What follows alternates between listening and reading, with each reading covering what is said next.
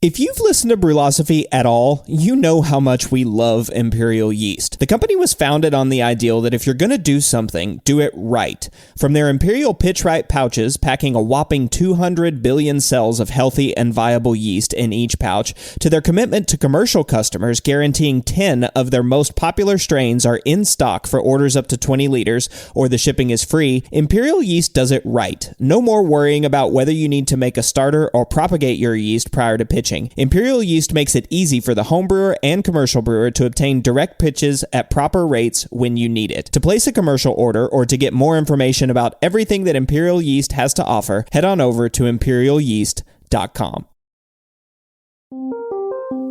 Welcome to the Brew Lab.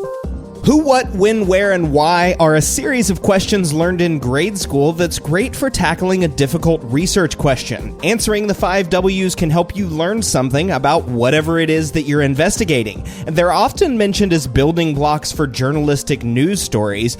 So what do they have to do with brewing?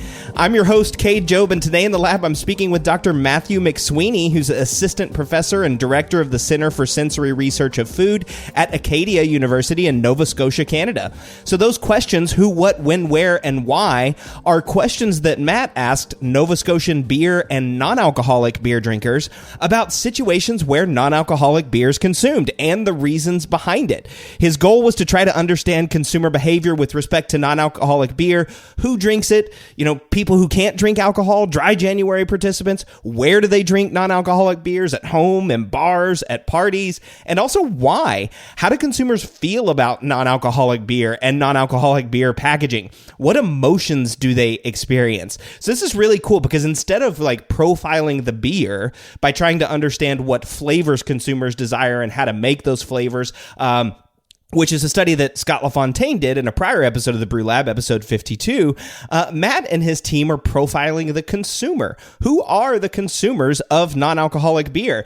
And his results are fascinating. He used several tools to do this. He talked to a focus group where he could ask follow-up questions. He did CATA and hedonic liking scales, which we'll get into in the show, to understand preferences. And finally, he did an essence test. That was a new one for me. And the essence test is to try to understand consumer emotional responses. So he did this with respect to non-alcoholic beer. There's a lot to get to, but first, have you clicked the button to become a patron yet? If not, please visit patreon.com/Brewlosophy and consider helping us out. In addition to those feel-good vibes of helping to support the work we do here at Brewlosophy, you get access to a bunch of awesome rewards depending on the different pledge level that you choose. So you get access to unpublished contributor recipes that we've never published, new discounts to YakimaValleyHops.com, and for $3, access to a monthly live Q&A session with a special guest from the brewing industry. And to me, this is the most underrated reward. I mean, it's guests like John Palmer, Gordon Strong, Tom Shellhammer, and more,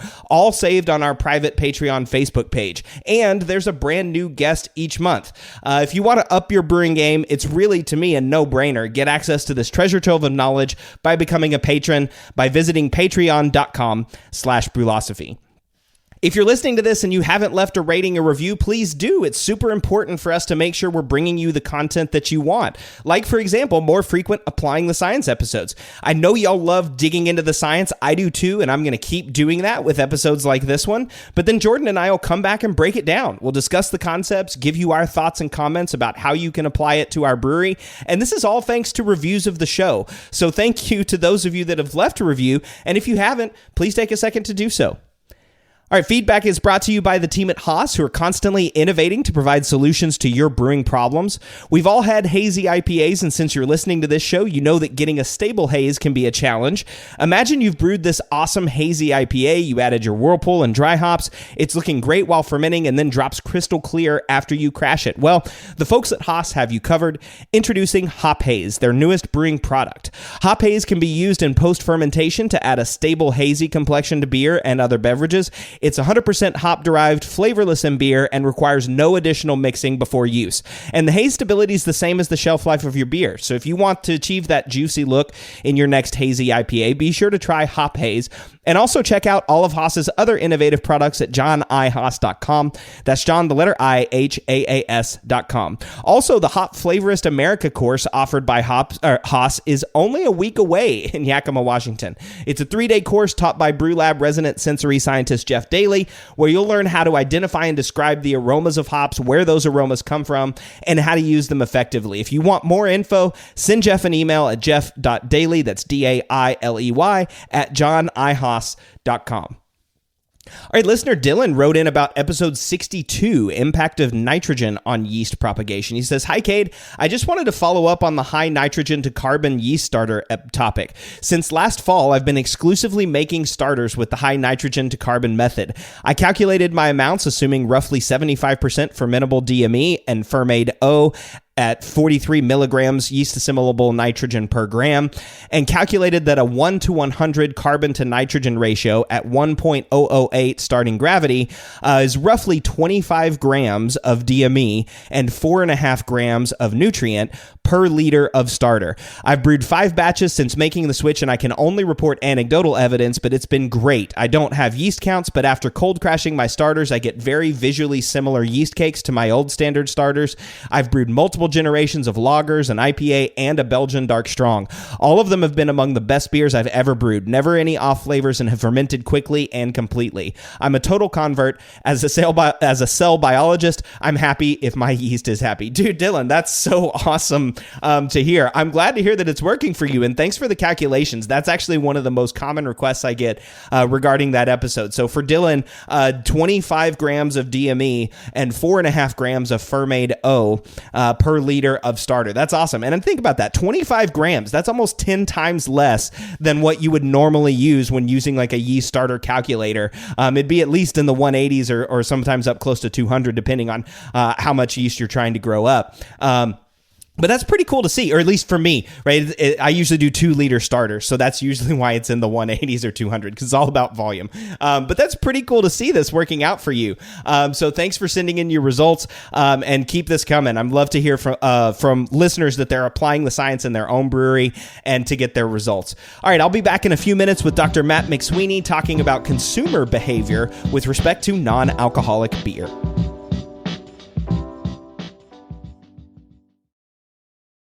Established in 1995, More Beer has been consistently serving the greater brewing community since the times IPA was expected to be bitter and clear, and there are reasons they've stuck around so long. In addition to their massive product selection and excellent customer service, More Beer has locations on both the west and the east coast of the United States, which translates into fast shipping times regardless of where you live. And when you spend more than $59, shipping is free. When you're in need of brewing ingredients and gear, there's no better option than morebeer.com, one of the most trusted shops on the planet.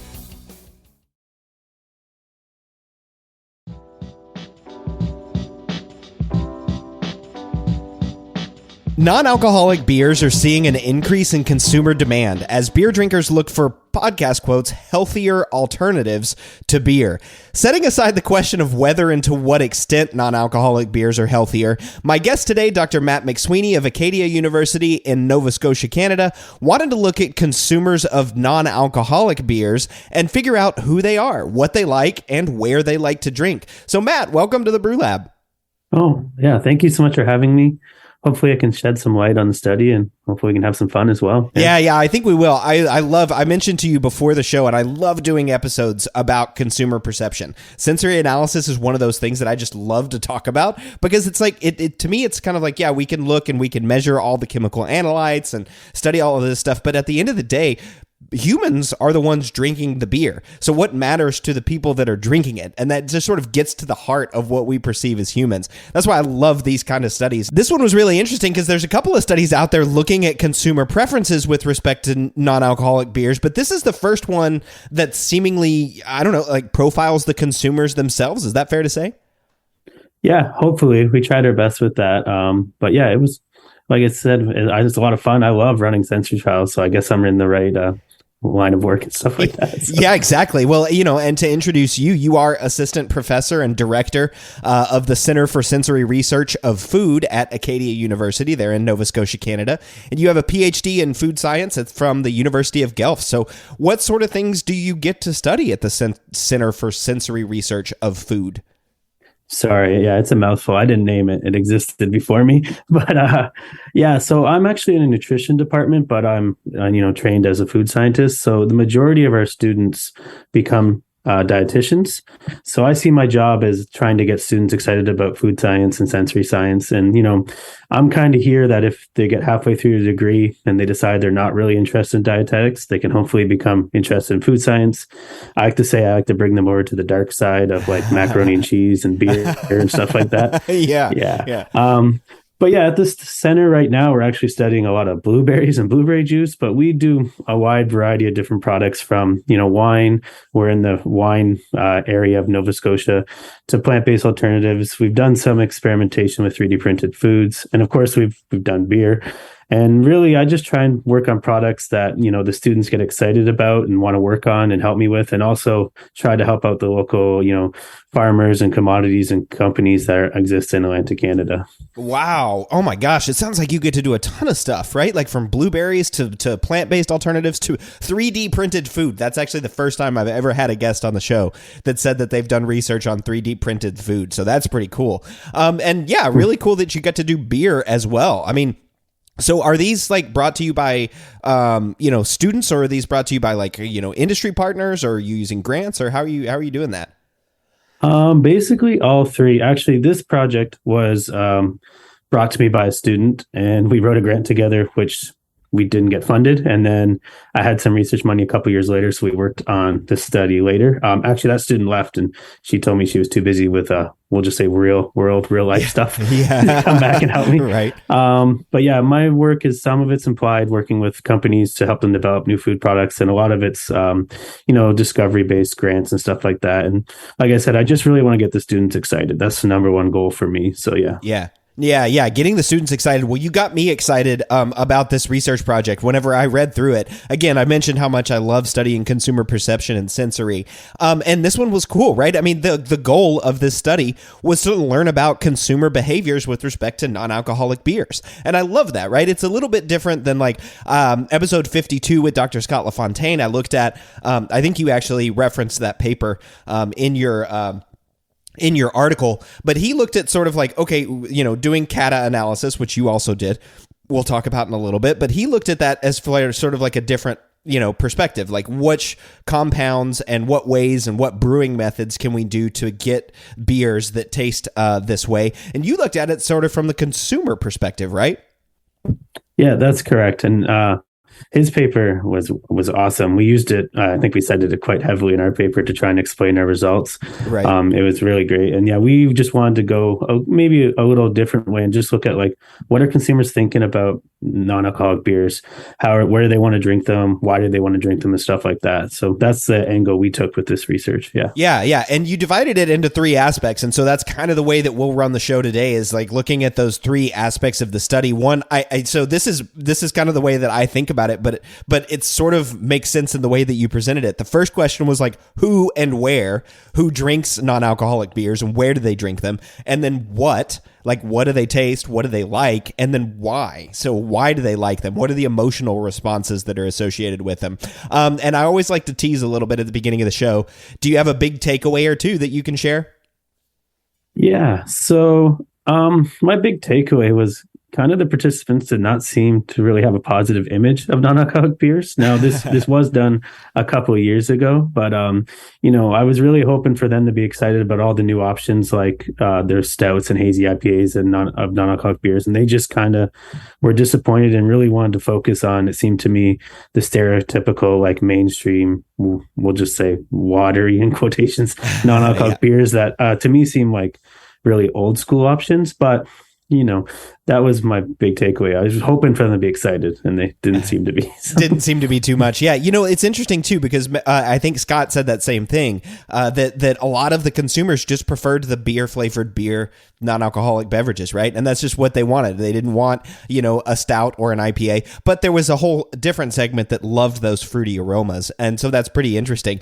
It's interesting that the consumers, weren't all that excited about, the non-alcoholic beers in your study, because we're certainly seeing an increase in sales of non-alcoholic beers in the US. And I'm assuming there are similar trends in Canada. Yeah, I do not know like the sales figures for certain, but it definitely seems like a similar trend is occurring. At least where I live, there's so many more options at the grocery store. My partner was pregnant in the last year, and so she was having a great time trying all the different non-alcoholic beers. And, just looking online, there seems to be all sorts of media articles about non-alcoholic beers now. Of course, Dry January just kind of happened. Yeah. Yeah. But also, I'm just been seeing like, I go to a lot of breweries around Nova Scotia, and they all of a sudden all seem to have a non-alcoholic beer option now, or I should say the bigger ones seem to, which is really nice. So I think I'm going to guess the sales figures are going up in Canada as well. Yeah. I mean, that's certainly been my experience here in the United States too, right? I mean, I see a bunch. I mean, if just going to the grocery store too, the number and the range of non-alcoholic beers, there's so many more on the shelves there. So what did you hope to accomplish with this study, and why did you choose to research this issue? Yeah, so like I said earlier, I'm known as a department as a person who drinks a lot of beer. And so my student Atlanta came up to me and said a bunch of years ago, have you ever considered investigating like non-alcoholic beer? And I don't know if she did that maybe for health concerns. She is a dietitian now, or just for me to investigate something new.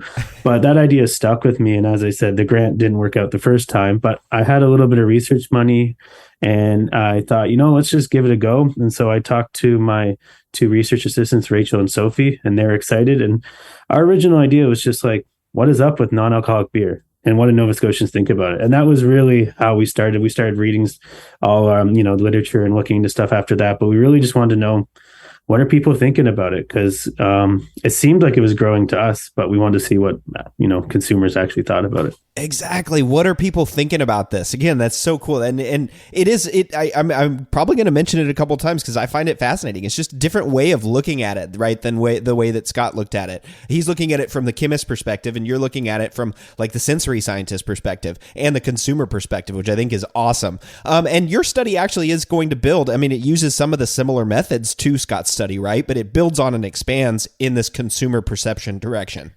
Yeah, for sure. I don't know if I ever want to say I'm building on a study that had Hildegard Heyman on it, because she wrote the textbook on sensory analysis. But it definitely, their study was a huge help to ours, especially just figuring out, what our results kind of meant, and looking at the words they used to describe non-alcoholic beers and what we could use. If I remember correctly, I think their study used a train panel and evaluated over like 40 non-alcoholic beverages, which that's a ton, and then conducting a consumer trial on 12. We wanted to dig into consumer opinion. Also just wanted to look at, how are consumers thinking about alcoholic beer versus non-alcoholic beers? So we've had 3 non-alcoholic beers and 3 non-alcoholic beers. And wait, 3 alcoholic beers and 3 non, you know what I mean? 3 near beers and 3, we'll just say conventional beers. Yeah. There we go.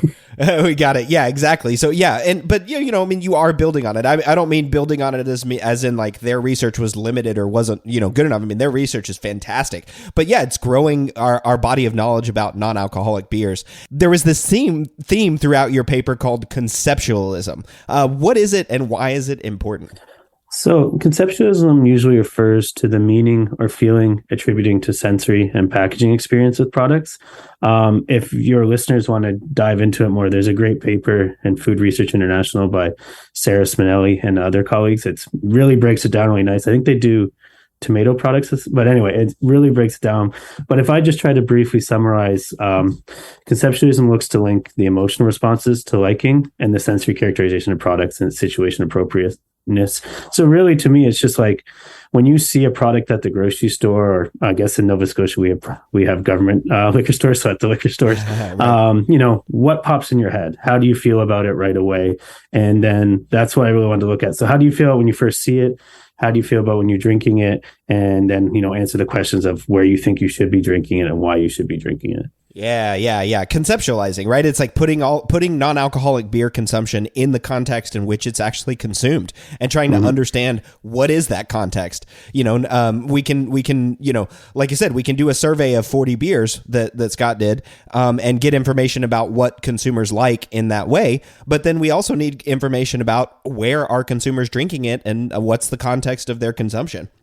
So we've got that as well. And from the article, you had this awesome quote, which I'll read it on air, but and hopefully read it slow enough that it's digestible. But it says, this study hopes to provide an overview of how consumers envision non-alcoholic beers, from sensory properties to expectations for the product, and lastly, their opinions about non-alcoholic beers. This involves determining what sensory properties consumers associate with non-alcoholic and alcoholic beers, evaluating consumers' emotional responses and willingness to purchase different non-alcoholic beers, and to identify when consumers feel it's appropriate to consume non-alcoholic beers. So that's sort of the general overview of the study, but why don't you tell me about like the three aspects or the three parts of the study and what you hope to achieve in each section?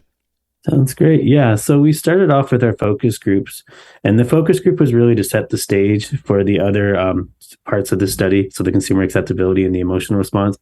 And we just really wanted to begin the discussion of how consumers think about non-alcoholic beer and identify why they think they drink non-alcoholic beer. Sometimes I find people don't really know why. So that question can be a little bit difficult, but we wanted to figure out why. And then we also want to use the focus groups just to dive into how they describe non-alcoholic beers in terms of sensory properties. So a lot of my work is really consumer-based. It doesn't involve as many trained panels as other sensory scientists. I really like to discuss investigate how consumers discuss different food products. I always say, if you're drinking this really fancy beer or wine, how does that person describe it to the friend, and their friend ends up buying it? That's what I like to investigate. So that was the first start in the focus group, just trying to, almost kind of get our bearings, like what's going on, what are consumers thinking? And then we moved on to consumer acceptability using the check all apply or CATA question and the hedonic scales. And that was just really looking at how non-alcoholic beer compares to conventional beer. So we did three non-alcoholic beers versus three conventional beers. Just wanted to look at what sensory properties they perceive in the non-alcoholic beer compared to the conventional.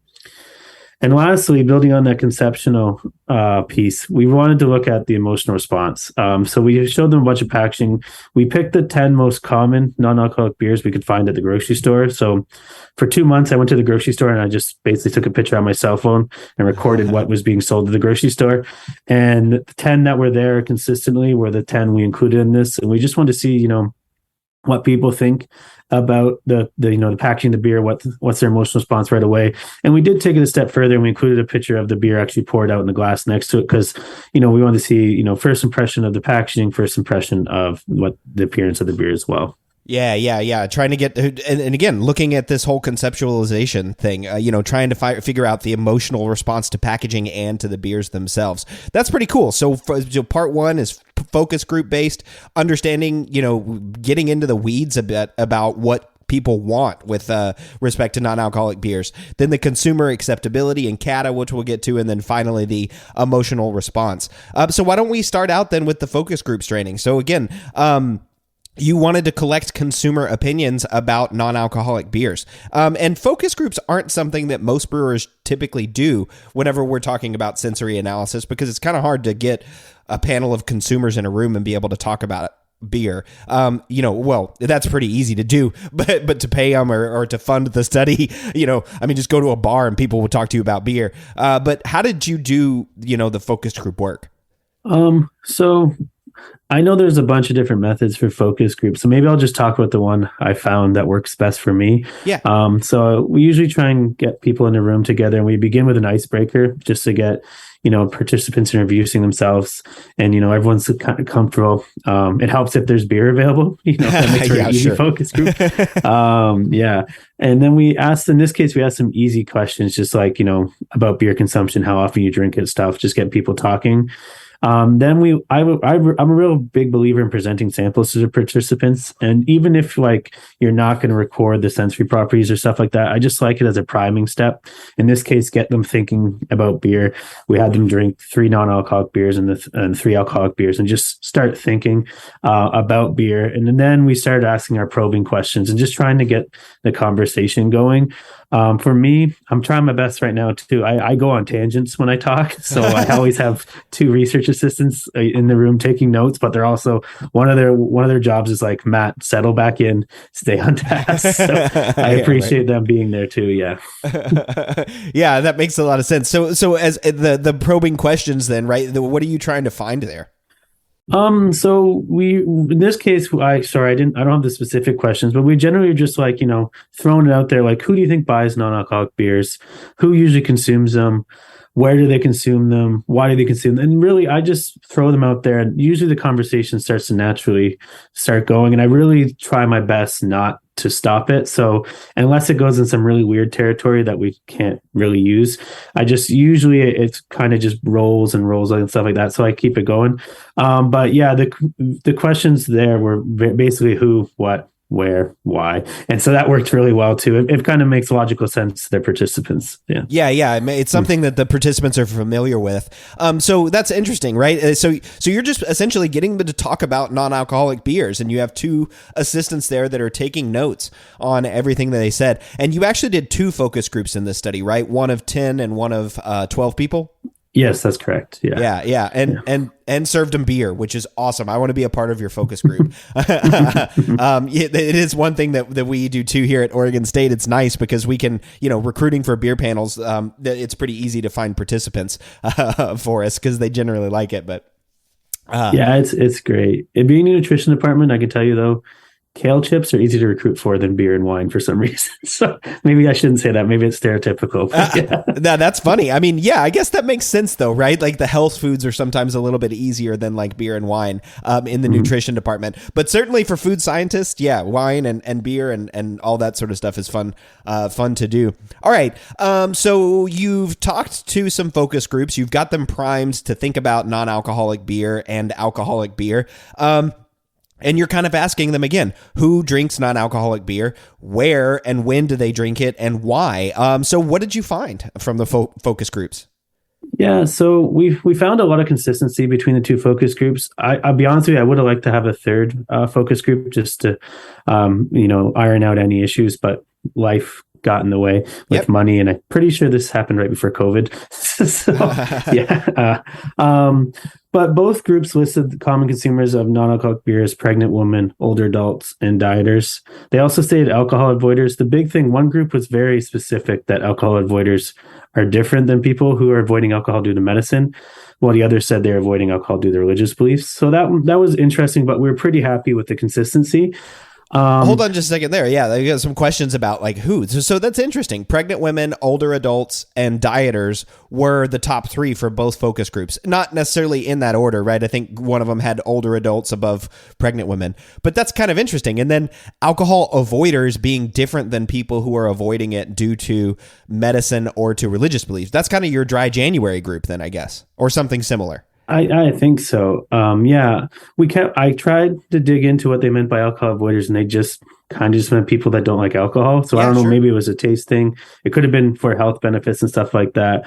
I'll be honest with you. I'm of 2 minds with these results because I agree with them, and I don't want to make fun of my own study, but my grandfather switches between non-alcoholic beer and alcoholic beer because of his doctor. And as I said already, my partner's pregnant. She really liked it, but I don't know.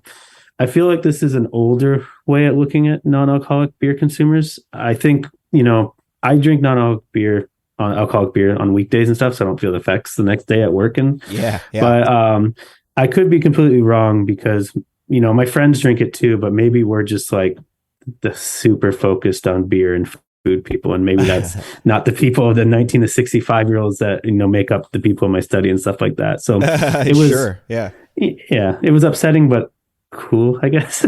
Yeah, you know, I mean, there it is, right? I mean, I'm in that group with you too, right? I drink non-alcoholic beers throughout the week. You know, it's not definitely, I mean, I definitely do it for health benefit or for reasons like I just don't want I don't want a beer with alcohol in it, but I still want a beer. I still want all those flavors and stuff. But that kind of leads into like the why, right? Like why people are drinking this. And I don't want to skip, maybe first we should talk about where and when, because that was also a piece of it too, right? Mm-hmm. So yeah, the where and when, once again, we saw a lot of consistency. Most people said at home. And then the second one was anywhere, which mainly related to you could drive afterwards. So they were saying anywhere. Yeah. And then the last was a family event. The real surprising result for us was that no one really said like they would drink it at restaurants and stuff like that. And we found that very interesting because, you know, that's where you go. If you go to a restaurant, you can get mocktails and stuff like that. I was little confused why people were pretty adamant that they wouldn't drink a non-alcoholic beer at restaurants.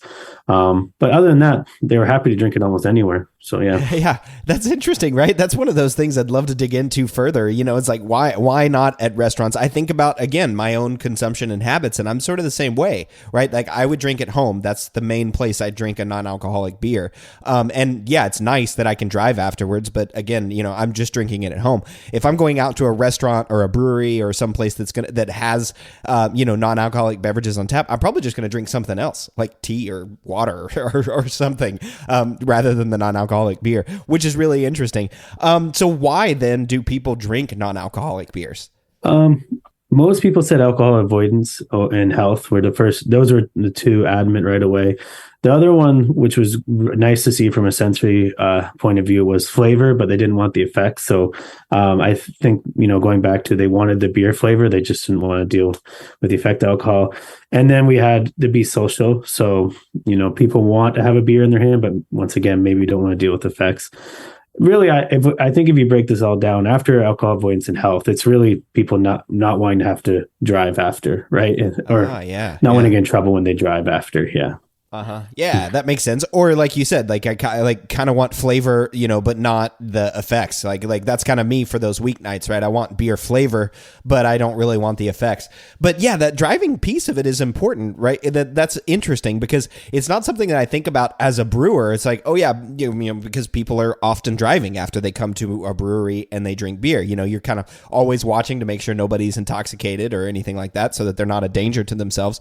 But you know, people are usually driving after coming to a brewery, but they're still not buying non-alcoholic beers at breweries, or at least like that seems like this focus group, what these two focus groups are saying is they're not going to breweries to drink non-alcoholic beers. Except maybe for social behaviors or something. But those big two, those are the key ones there: alcohol avoidance and health. And that seems to explain, you know, a lot. You know, when I think about people who might be interested in non-alcoholic beer. I mean, one of the most popular brands here in the United States is Athletic Brewing Company, right? So like that's the name of the brewing company.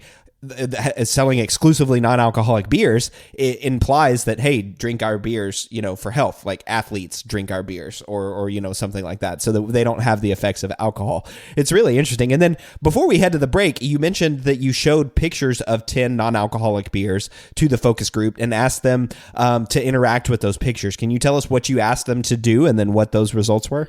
Yeah. So like I said earlier, we went to the grocery store and found the beers, so non-alcoholic beers that were most consistently available.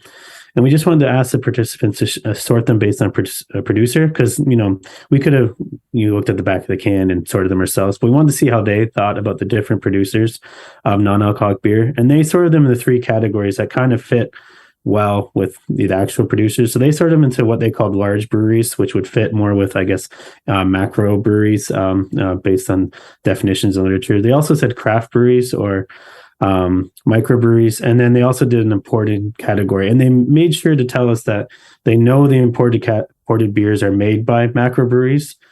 They're just not made in Canada. That was their big thing. So, wow. And that agreed mainly with the producers. I think there was one, we'll just say large producer that made it look very much like a craft brewery that they sorted into the craft brewery. But Other than that, they got it. I would say we'll just say correct.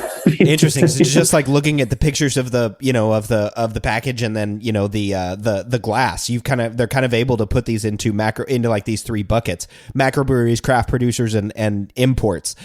Even though imports are still big breweries, that's interesting, and this sort of plays a role later on in the study. And I think that's a really good way for us to segue into a break and then come back and figure out how this sort of breakdown between brewery type influences the emotional response or the flavor that consumers are tasting whenever they're tasting these non-alcoholic beers. So let's take a quick break, and when we come back, we'll look at the other two aspects of the trial, which are consumer acceptability and emotional response.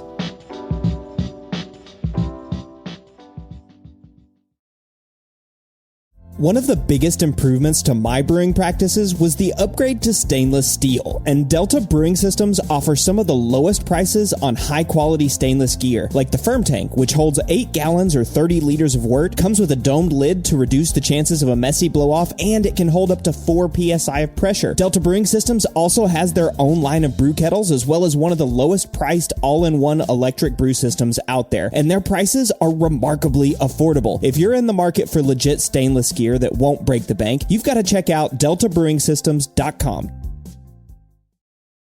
We all know that designing recipes is really fun, and doing it well is so much easier with good software. We at Brewlosophy recently made the switch to Brewfather, and honestly, y'all, we could not be happier. Brewfather utilizes the latest technology to bring you the most robust cloud-based recipe design software that can be accessed anywhere, on your phone, tablet, desktop, and even offline. It also works seamlessly with numerous third-party devices to make it easier to monitor every step of your brew. I know change can be difficult, but trust me when I say you need to go to brewfather.app today to try it out for yourself. That's brewfather.app. Looking for a new career? Welcome to Do HVAC Training Service Center in North Charleston. Enroll today in our comprehensive HVAC training hands-on field experience-based program, covering troubleshooting, maintenance, installation, and more on various HVAC systems and ductwork. We offer EPA and NAEP preparation and testing, along with various certifications. Enjoy payment options. Achieve certification in under 5 months. Enroll now for your new journey of skill development and career advancement. Log on to dewhvactrainingsc.com to inquire.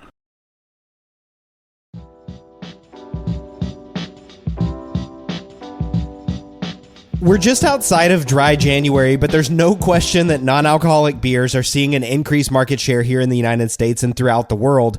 And the focus group participants in your study, Matt, suggested that pregnant women and older adults drinking at home for alcohol avoidance are the primary consumers of non-alcoholic beers. And it's interesting, you said that, this kind of surprised you. I sort of agree with this. It kind of makes sense that, pregnant women, older adults, people that have some sort of medical or health reason for alcohol avoidance, that those would be the ones that were drinking, and they would drink at home, right? Yeah, that's true. Yeah, I guess I was a little personal bias in there. I was hoping to see maybe myself represented a little in the results, but the results are what they are. Yeah. That's true, right? I expected to see myself represented too, right? I'm not a pregnant woman, or I hope I'm not an older adult, at least not yet. But I do drink at home, and it's for alcohol avoidance on those weeknights, so it's kind of like partially there, but not all the way. So it is kind of interesting. But again, I mean, I think that's a very big market share for people that are trying to sell non-alcoholic beers for breweries. So that does make a lot of sense to me. All right. And so you had two other aspects. So that was the focus group part of the study. And then you had two other aspects: consumer acceptability, where you used Cata and hedonic line scales. Don't worry, we'll talk through those. And then emotional response and that part. So let's start with the consumer acceptability piece of it. And remind me, what was the goal of this part of the study?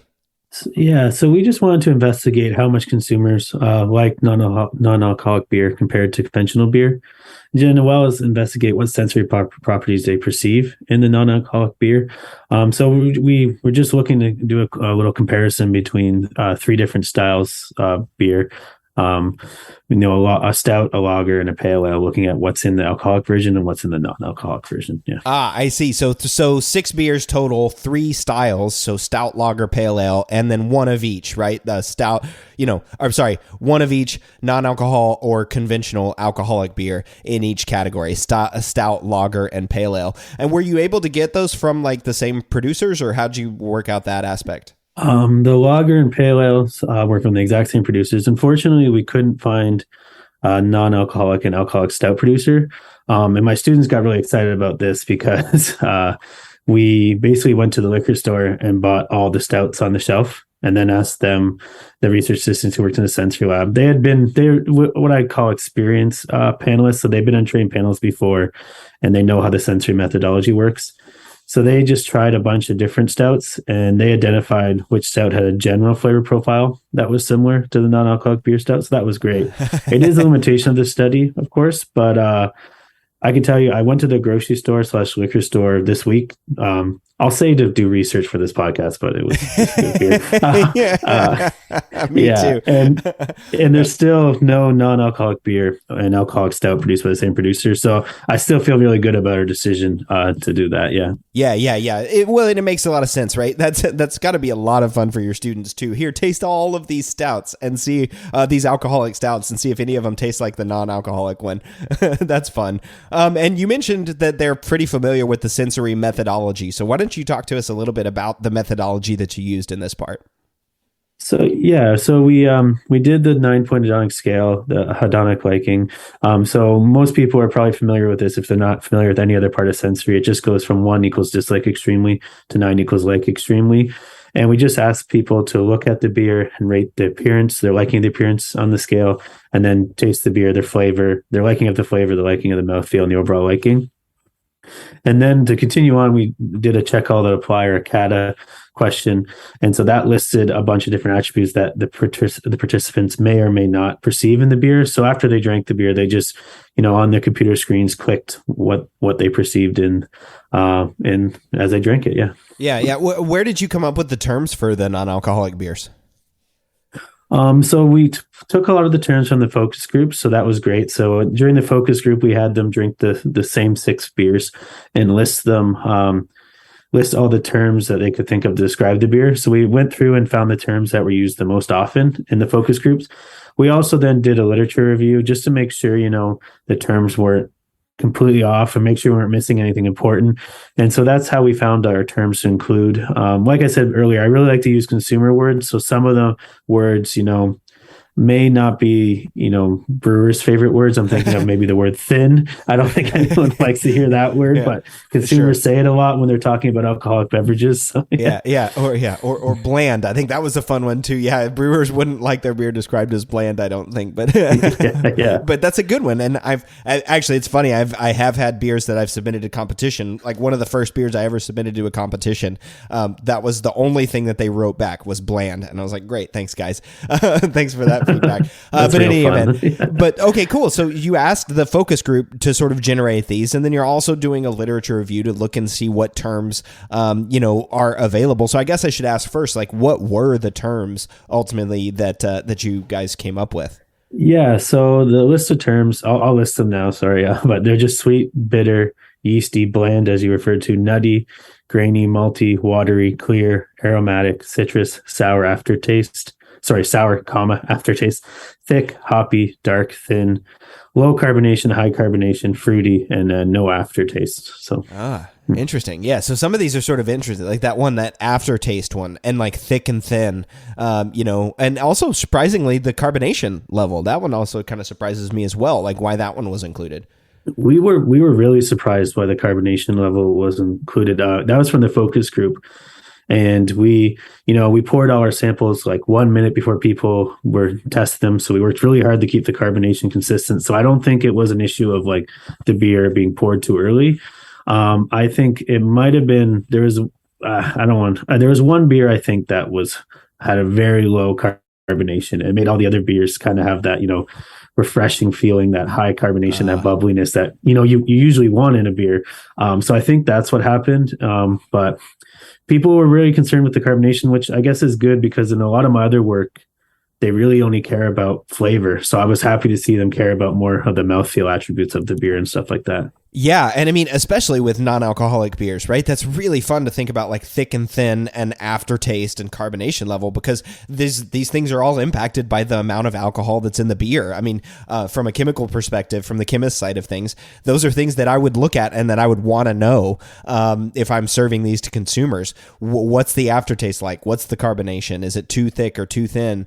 And these other ones too, right? Is it sweet, bitter, yeasty, grainy, watery, aromatic, citrus, sour, fruity, all those sorts of things. That's a great list of terms. And it's cool too that you were able to come up again with these terms from a focus group, asking real consumers how they would describe these beers, and then doing a literature review as well. So you can do this. So let's then talk about some of the results. So you started with liking, that hedonic 9-point scale, from dislike extremely to like extremely.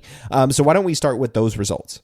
Yeah. So in terms of overall liking, the non-alcoholic beers were like significantly less than all the conventional beers. However, and kind of good news for the non-alcoholic pale ale was not significantly different in terms of the participants liking a flavor and mouthfeel than the conventional beers.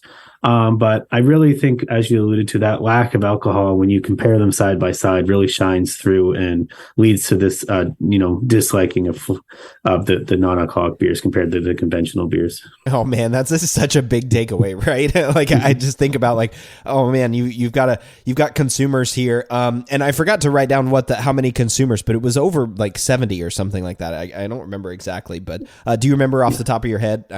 I think it was 98. I'm pretty sure it's 98 consumers. Yeah. I just found it over in the paper. Yeah, 98 consumers. So you asked almost 100 people, to do this hedonic liking, and piece of it, and then Cata. And that's 98 people said, yeah, we like alcoholic beer better than non-alcoholic beer. I think I agree. I mean, I see myself in that category too. I mean, non-alcoholic beers come a long way. I mean, I love those Athletic Brewing Company beers and some of the other options, even from local breweries here in Oregon. But yeah, I think I'm in the same boat. I like the alcohol in beer. For sure, yeah. The alcohol just it adds so much. You probably know more than me about what aromas and stuff are soluble in the alcohol and stuff like that. But just the alcohol gives such a nice mouthfeel and really makes you feel good. Yeah, right. Exactly. I mean, I've said it a bunch of times too on our other show, the Brewlosophy podcast, right? One of the reasons why I like drinking beers because of the alcohol, right? I like the effect of the alcohol and I like the flavor that it adds to the beer. I'm not going to shy away from that because that's definitely true for me. But again, being health conscious during the week, I like to avoid alcohol where I can during the week. And so I will drink non-alcoholic beers. But for me, it's an alcohol avoidance thing. So then I think that gets us to the Cata results, right? Where you start to look at, okay, where do these beers fall in terms of the sensory perception, or what attributes that consumers are attributing to these beers? So how about those results? So yeah, when you look at the Cata results, we have a correspondence analysis or just a biplot. And what we're really seeing is that the alcoholic lager and pale ale are grouped together, and they're around fruity, hoppy, aromatic, citrus, high carbonation. Actually agreed a lot with Scott's paper that you referred to before, really seeing them really like the fruitiness. But unfortunately, these were the alcoholic beers. And then we had the non-alcoholic lager, which was, by itself and it was grouped with thin, grainy, clear, watery, low carbonation, not something you really want to see in a beer. And then lastly, the two stouts were together. And I don't know, well, just as well as consumers always think stouts are thick. As soon as they see a brown colored beer, they go, it's thick. And they don't usually drink it. They think it's thick. But as you expect, thick was there along with bitter and dark and nuttiness. So that was kind of what we expected to see, but a little disheartening to see, we'll just say, most of the negative sensory properties around the non-alcoholic lager. Yeah. Yeah. Right around that, like the thin, the clear, the watery, grainy, grainy's not necessarily a negative one, but that, and then, but it is kind of cool to see again, like sort of repeating essentially what Scott's research showed, which is that the non-alcoholic pale ale, people found it fruity and citrus, and they sort of liked those characteristics. And I totally agree with you, right? I think of Guinness every time I think of, like stout, and everybody goes, "Oh, Guinness is such a heavy beer. It's so thick and I can't drink it, and it's such high alcohol." And I'm like, it's the same alcohol content as Bud Light, or maybe just a smidge higher, but pretty dang close. In any event, but that's cool, right? So yeah, again, we've got this sort of the lager and the pale ale, which were alcoholic, in this like nice fruity citrus, high carbonation, kind of area, which I think is where a lot of consumers like their alcoholic beer. And then, okay, this was a new one for me too. Then you did this penalty lift analysis, and that's something I hadn't experienced before. What is a penalty lift analysis? Yeah, so I'll do my best to explain it. I have to apologize, and I probably shouldn't admit this, but I'm not the best at statistical analysis. I know you're not really supposed to say that as a sensory person, but I'm trying my best. So there's probably people that could do a lot better job explaining it, but I'll do my job and hopefully it makes sense. So basically, the penalty lift analysis calculates the difference between the average liking across all observations for when one term was selected. So if they selected bitter or something, minus the average liking across all observations for when the term was not selected. So what it's really doing is it's showing you the positive and negative drivers of the participants' liking, which is great for food product developers. You want to see right away what drives liking and drives disliking of, a product category or something like that. Yeah. Oh, that's great. Okay, so if I understand then, and if I can say it back to you, it's essentially like looking at these attributes and saying, okay, these particular attributes drive liking. So including these attributes may make consumers like the beer more versus these attributes drive disliking. And so, these ones are certainly more attributed with beers that consumers don't like. Is that the way of saying it? 100%. You could have explained it better than me. No, I mean, I wouldn't have been able to do that if you hadn't explained it to me. I'd never heard of it before this. So okay. Well, then what attributes drove liking and disliking? So what we saw in this study was that the aromatic and sweet increased their liking of samples, which once again, aromatic agreeing with Scott's study, and the sweetness. We've done a past study on Nova Scotia consumers. They love sweetness in their beers. I don't know.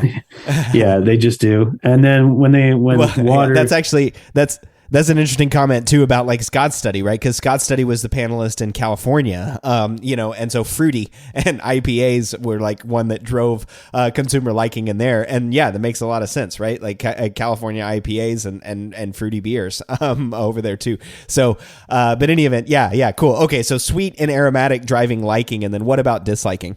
So disliking, we saw that watery, thin, and bland, all decrease participant liking. We also saw bitter decrease participant liking, and which is interesting because, as you just alluded to, IPAs usually have bitterness to them, and they once again don't have sales figures, but I know they sell pretty well in Nova Scotia as well.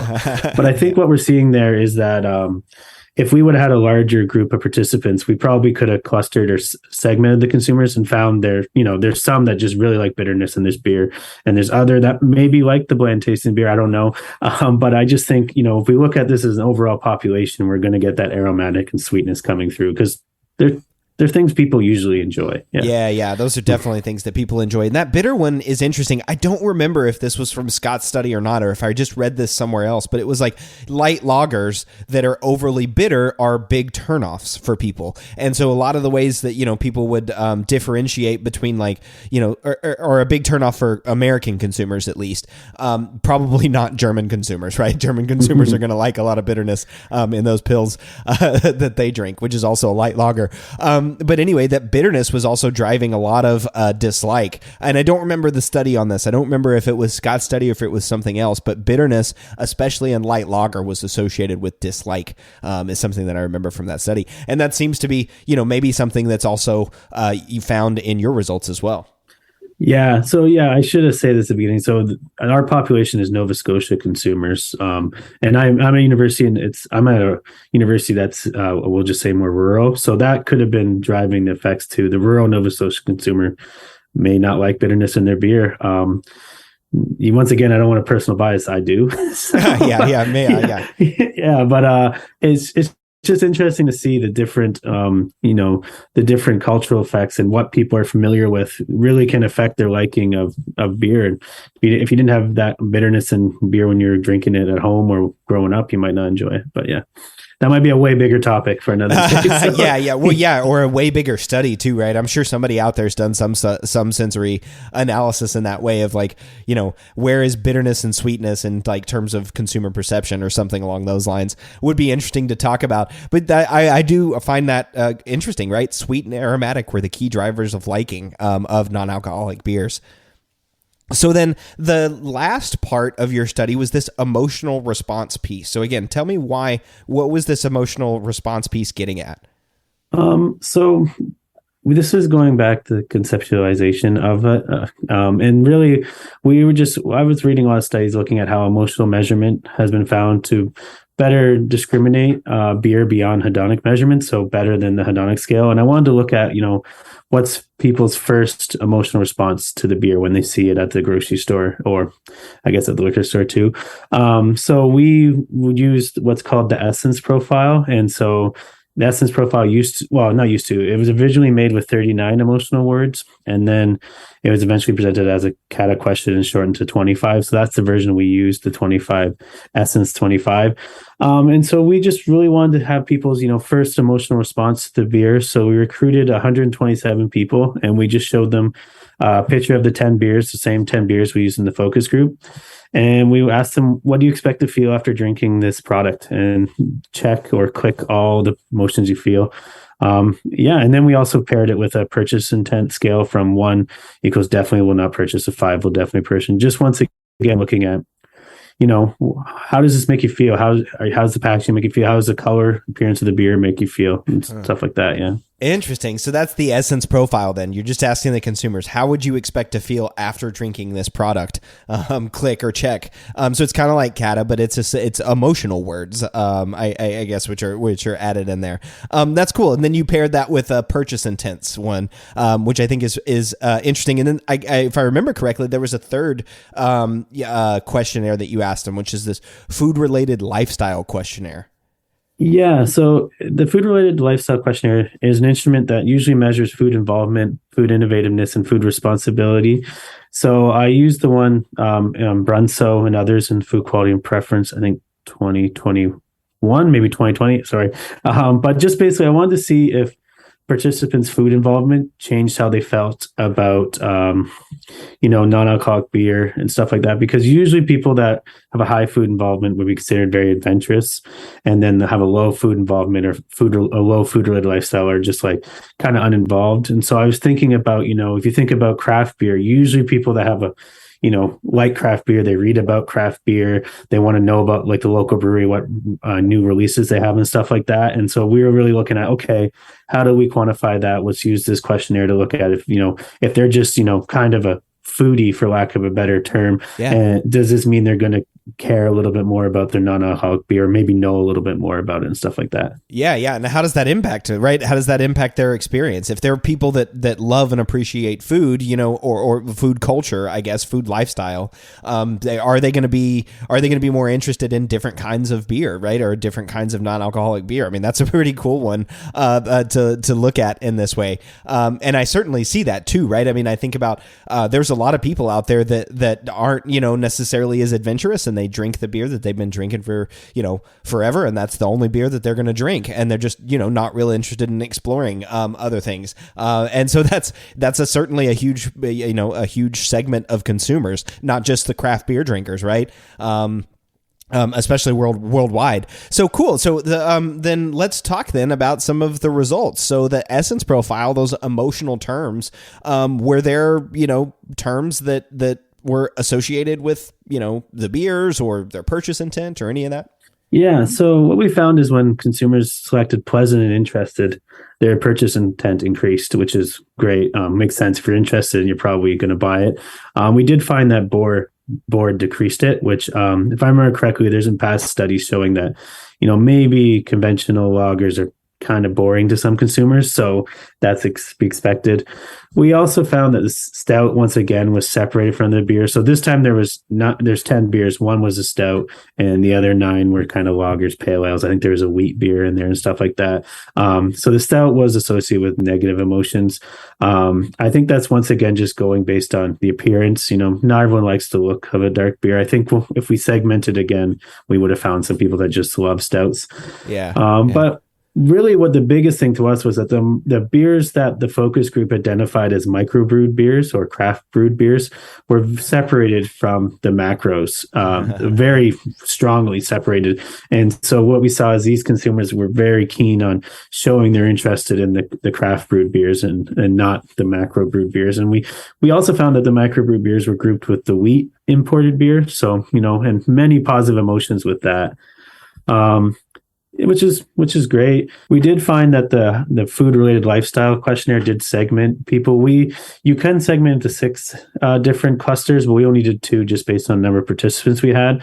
But we found that people in the high food related lifestyle group, they really dislike the macro brewed beers, which would be expected. They're probably the ones, reading beer blogs and stuff like that and learning about the local breweries.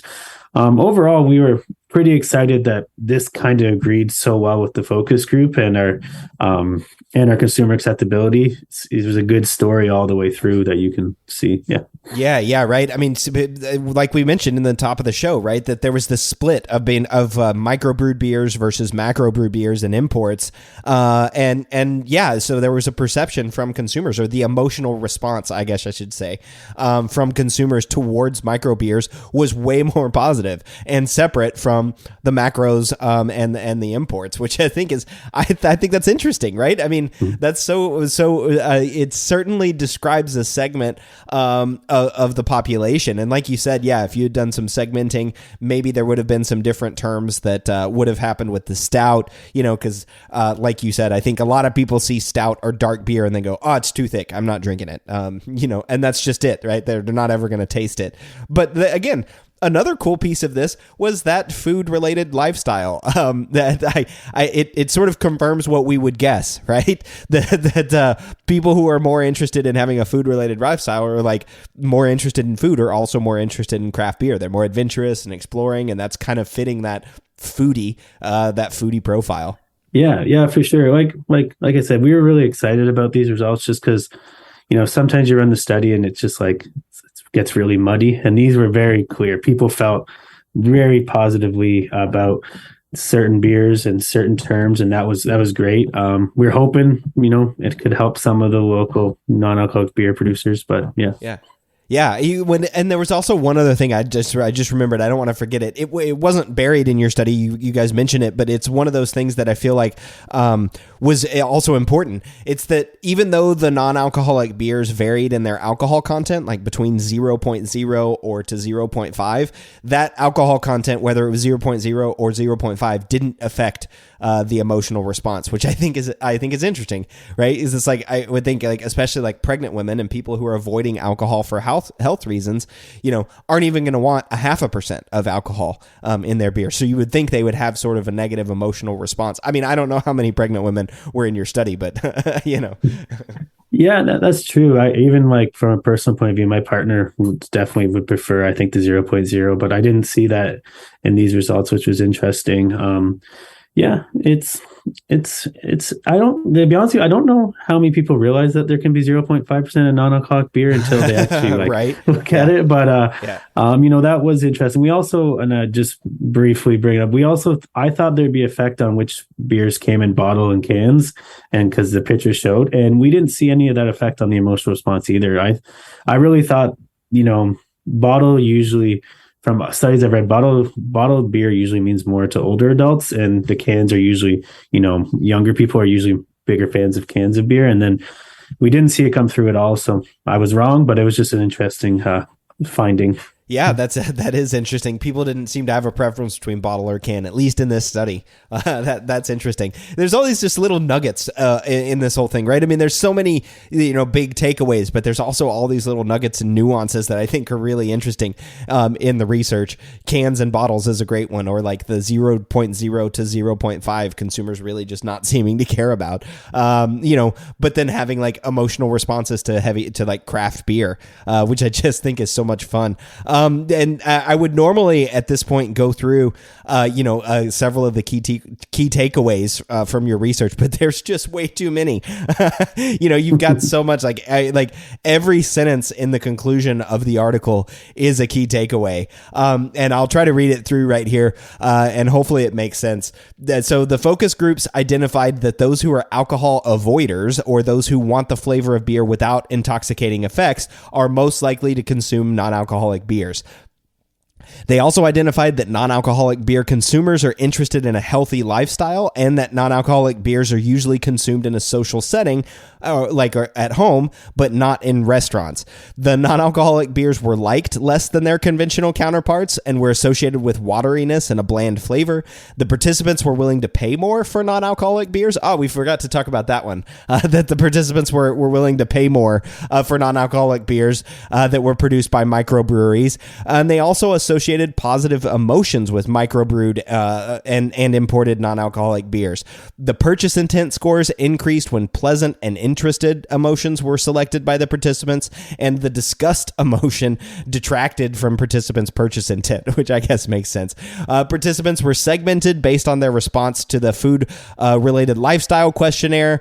And it was found that participants' food-related lifestyle impacted their perceived emotions. Non-alcoholic beers should be promoted for safe consumption and health benefits, as participants believed them to be healthier than conventional beers and enjoyed that non-alcoholic beers did not intoxicate them.